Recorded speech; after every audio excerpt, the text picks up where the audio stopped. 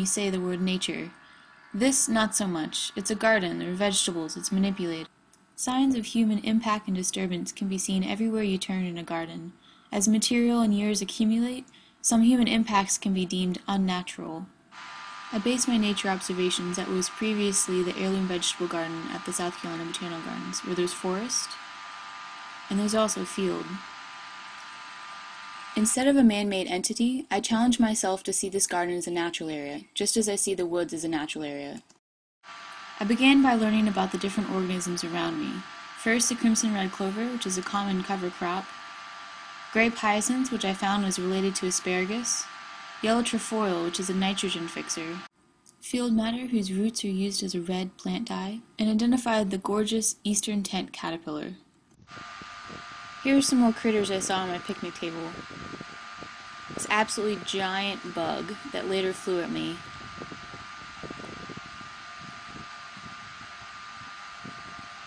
And caterpillars, which were everywhere in March. And I went at night to start listening. In the process, I caught unexpected moments of beauty, such as this catkin caught in an inchworm silk, or this dandelion in the last light of the day, and a series of sunsets.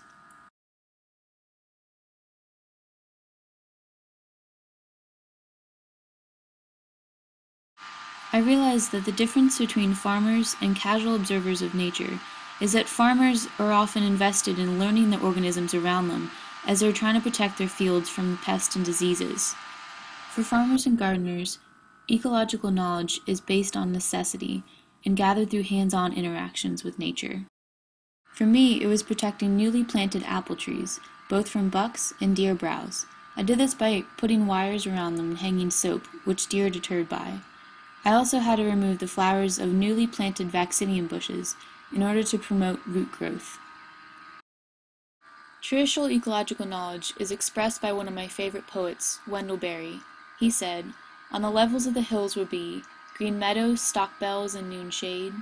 Memory, native to this valley, will spread over it, like a grove, and memory will grow into legend, legend into song, song to sacrament.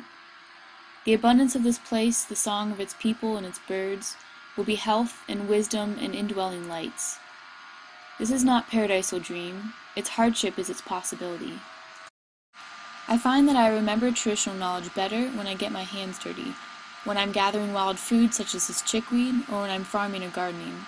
A quote by Jules Pretty says, "Another reason for engagement with nature is to express ourselves through some activity. This may comprise manual tasks, such as building a fire, chopping a tree, or carving wood, that are a challenge and can lead to a sense of achievement." So back to my original question, is a garden natural? During the semester-long assignment, I identified many types of species and found quiet moments of beauty, just as I would in any, quote, natural area. A garden or farm that manages for a high level of biodiversity, with a minimum input of chemicals, creates a space for direct interaction with the landscape. The key here is intention, both having the intention of gathering traditional ecological knowledge and intentionally guiding the landscape for your purpose, such as growing certain crops in this case. I also realized that this is a matter of boundaries.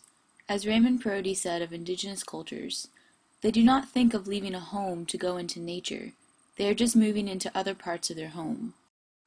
In conclusion, my intention from now on will be to recognize and blur the boundaries between the stark categories of natural and unnatural.